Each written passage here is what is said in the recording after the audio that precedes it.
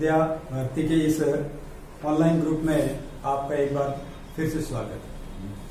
आज अपन senior class का compulsory English का एक टॉपिक ले रहे हैं जिसका नाम है इनविटेशन।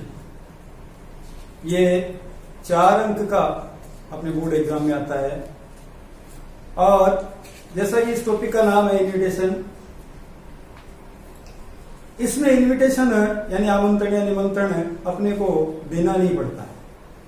इसका जो प्रश्न आता है वो इनविटेशन के रिप्लाई के रूप में आता है कि आप उस इनविटेशन को एक्सेप्ट कर रहे हो या डिक्लाइन कर रहे हो। जैसे नोटिस देखा था, एडवर्टाइजमेंट देखा था, वैसे ही इसकी भी जो शब्द सीमा है वो 50 शब्द। इनविटेशन नोटिस की तरह, एडवर्टाइजमेंट की तरह इसे भी एक बॉक्स में बंद करना पड़ता है और 50 शब्द से अधिक इसमें नहीं लिखना होता है।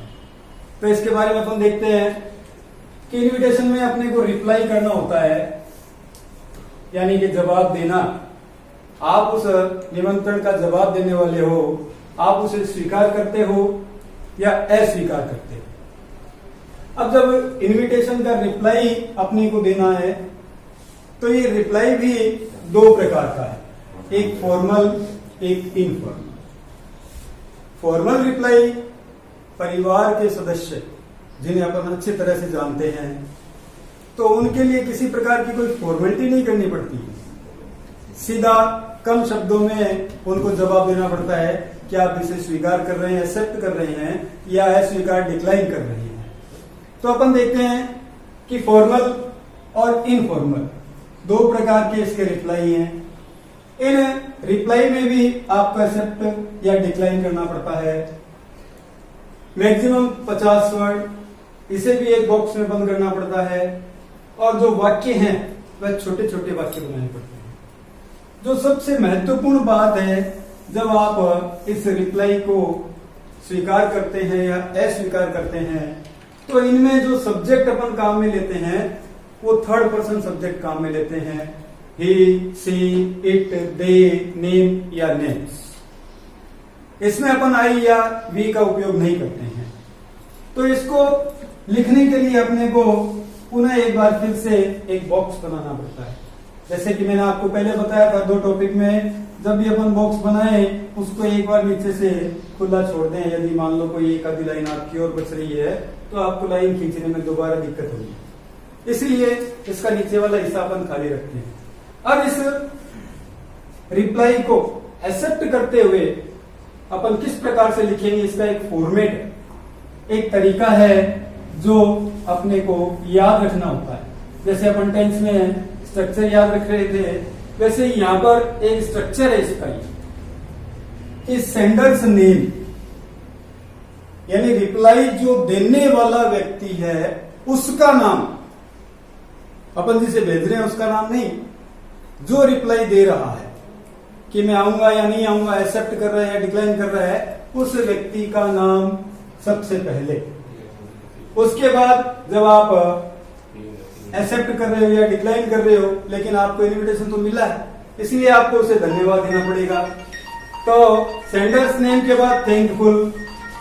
यहां पर तीसरे स्थान पर जिसने आपको इनविटेशन दिया है, जिसने आपको इनविटेशन दिया है उस व्यक्ति का नाम और फंक्शन, किस कार्यक्रम में उसने आपको बुलाया है, कोई जन्मदिन है या गृह प्रवेश है या कोई शादी है या किसी प्रकार की कोई एग्जीबिशन है, उसमें अपने को ये रिप्लाई देना है। फंक्शन के बाद कितने तारीख का वह फंक्शन है, कौन से स्थान पर है, किसी गेस्ट हाउस में है या अपने घर में है। इसके बाद उन्हें कोई गुड विशेष देते हुए अन्य शब्दों में अपन लिख सकते हैं। ये इतना सा फॉर्मेट याद रखते ही अपने 4 नंबर पक्के हो जाते हैं। अब आगे आपको इसे एक्सेप्ट करना है या डिक्लाइन करना है, वो एक ही पंक्ति में लिखना होता है। आप लिखेंगे, यदि आपको एक्सेप्ट करना है तो कि he has great pleasure to accepting this invitation, he will come. जैसा मैंने आपको बताया था 3rd पर्सन में अपन सब्जेक्ट को लिखते हैं तो यहां पर आई एम नहीं लिख देंगे कहीं गलती में, ही यानी 3rd पर्सन अपन ने यहां पर दोनों जगह काम में लिया है he has great pleasure to accepting this invitation, he will come, वह निश्चित रूप से इस इनविटेशन को स्वीकार कर रहा है और वहां पर आएगा। ये मैटर तो अपना एक्सेप्टिंग का है।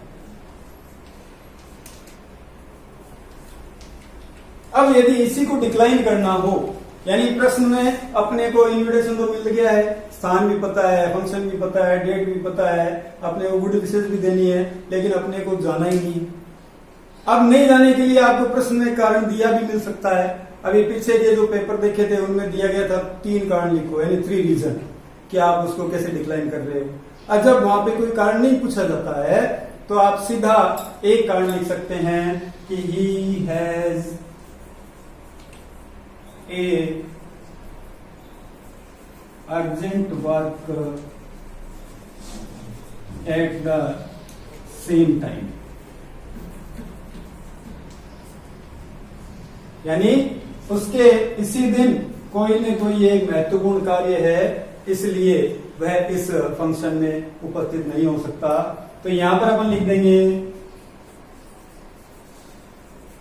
ही हैज रिग्रीड टू